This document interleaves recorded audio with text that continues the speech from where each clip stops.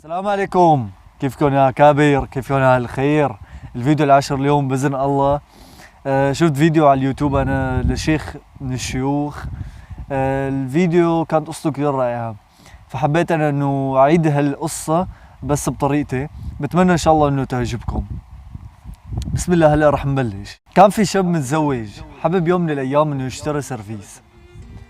اشترى هذا السيرفيس بالتقسيط، كل شهر بيدفع دفعة.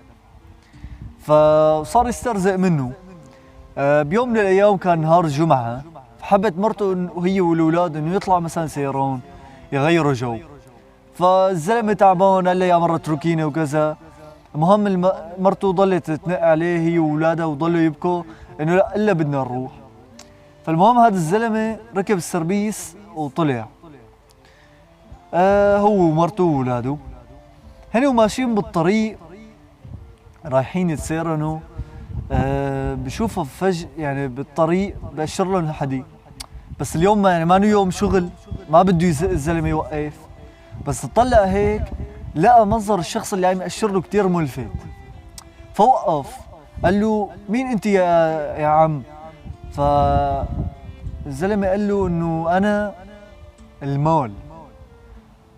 قالت له مرته، اجت مرته نكشته، قالت له المال؟ قالت له طالعوا هذا كثير بفيدنا، خلينا عاد نصرف وكذا ونتبهنك ونوفي ديوننا ونروح الاقساط اللي ندفع القسط اللي علينا وكذا. بيقول المثل رأيت الناس قد مالوا على من عنده مال، ومن لا عنده مال فعنه الناس قد مالوا.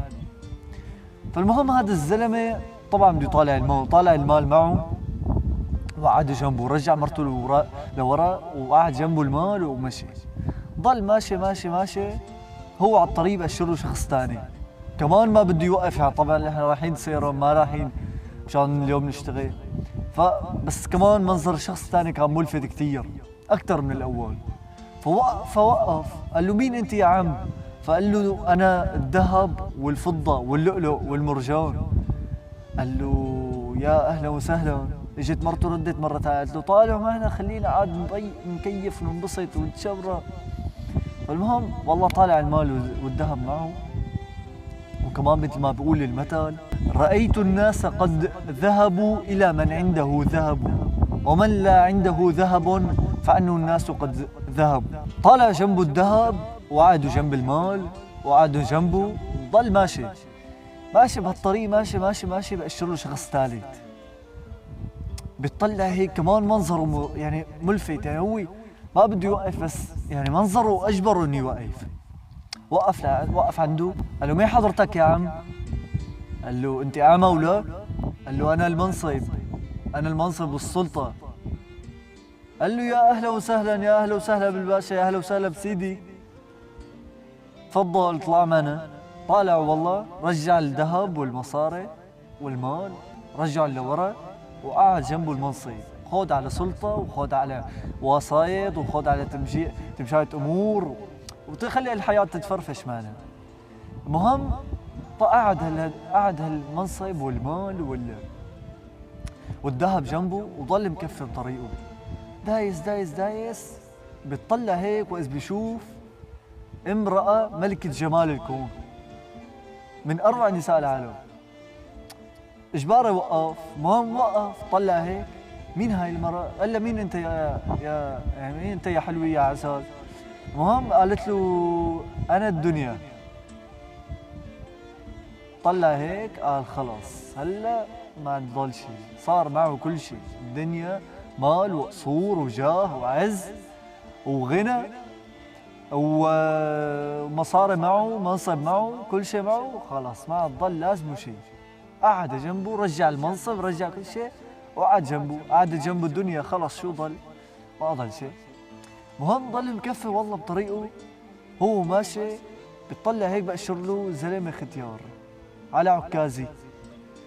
هذا الزلمه ختيار يعني طلعوه علينا. مهم وقف له قال له مين انت يا حجي؟ قال له انا الدين. قال له انا دين الاسلام، دين محمد، دين المصطفى العدنان، دين السماح، دين الاخوه، دين الحق.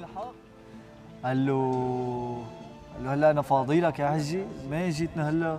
قال له الزلمة، قال له خدني معك. قال له وين يا عجل هلا بدي اخذك؟ قال له أنا السعادي، إذا ما أخذتني معك رح تخسر. قال له فمن اتبع هدايا فلا يضل ولا يشقى. قال له لا. قال له خذني معك يا ابني. قال له لا. قال له فمن أعرض عن ذكري فإن له معيشة ضنكا ونحشره يوم القيامة أعمى. قال ربي لما حشرتني أعمى وقد كنت بصيرا. قال كذلك أتتك آياتنا فنسيتها وكذلك اليوم تنسى. رد بصمم وقال له لا. اجت مرته نكشته، قالت له لا تطالع معنا. قالت له اصحى، اوعك تطالع الدين معنا.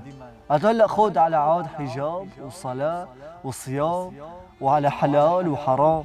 في كثير عالم بتفكر انه الاسلام والدين هو دين تشدد وتعصب، هو دين مشان ينزع علينا حياتنا. بالعكس، الدين الاسلام هو اجى لحتى ينظم لنا حياتنا.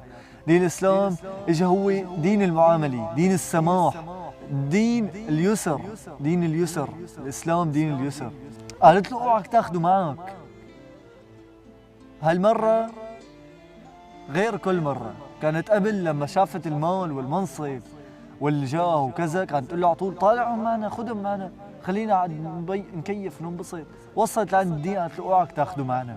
بس للأسف هالمرة سمع كلامها وقال له للختيار اللي على عكازي، اللي هي دلالة إنه بدأ الإسلام غريبا وسيعود غريبا فطوبى للغرباء. قال له حجي أنت بالقلب.